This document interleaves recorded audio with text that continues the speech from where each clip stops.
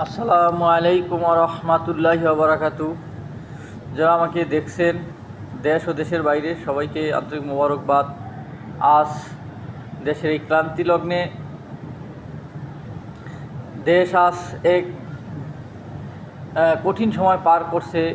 এই সময় দ্রব্যমূল্য ঊর্ধ্বগতি এবং নানা অন্যায় অবিচার এবং মানুষের ভিতরে দেখা যাচ্ছে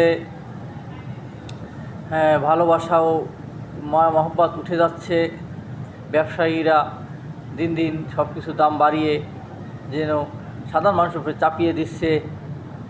এর মাঝখানে আবার হঠাৎ আরেকটি খবর দেখলাম কালকে, যে গ্রামের সাধারণ মানুষ তাদেরকে মিথ্যা প্রলোভন দেখিয়ে টাকার ঋণ দিব, যে টাকা ঢাকা গেলে টাকা ঋণ দেওয়া হবে, এই কথা বলে তাদেরকে ঢাকা নিয়ে আনা হচ্ছে। এই প্রতারণার ফাঁদে ফেলে তাদেরকে আসলে কি উদ্দেশ্য ঢাকা আনা হলো তা খতিয়ে দেখার আহ্বান জানাচ্ছি প্রশাসন কাছে।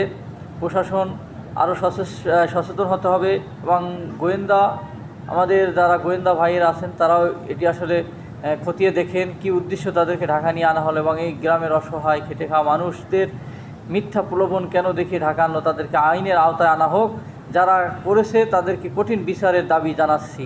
এভাবে যেন আর কেউ না করতে পারে, তাই সামনে এই বিষয়গুলো আপনারা খুব সিরিয়াসলি দেখবেন। আসলে সাধারণ মানুষ তারা তো বুঝে নাই, তাদেরকে মিথ্যা বলছে, তারা সত্যি ভেবে আসলে আসছে। তাই আমরা সাধারণ নাগরিক হিসাবে সকলের দায়িত্ব দেশকে সুন্দরভাবে যেন গড়ে তুলতে পারে, সৎ, এবং আমাদের সৎ থাকতে হবে কাজে কর্মে কথায় সব জায়গায়।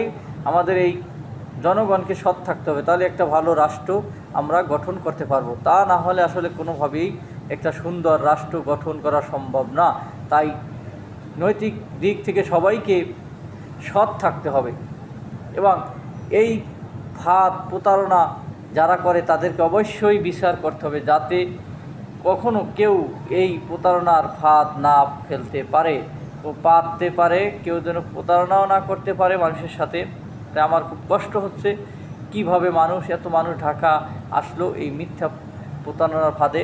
তারা কিসের টাকা দেব, কি করব, মিথ্যা কথা বলে তাদেরকে নিয়ে আসলো। এটা আসলেই দুঃখজনক, এটা আসলেই কাম্য না।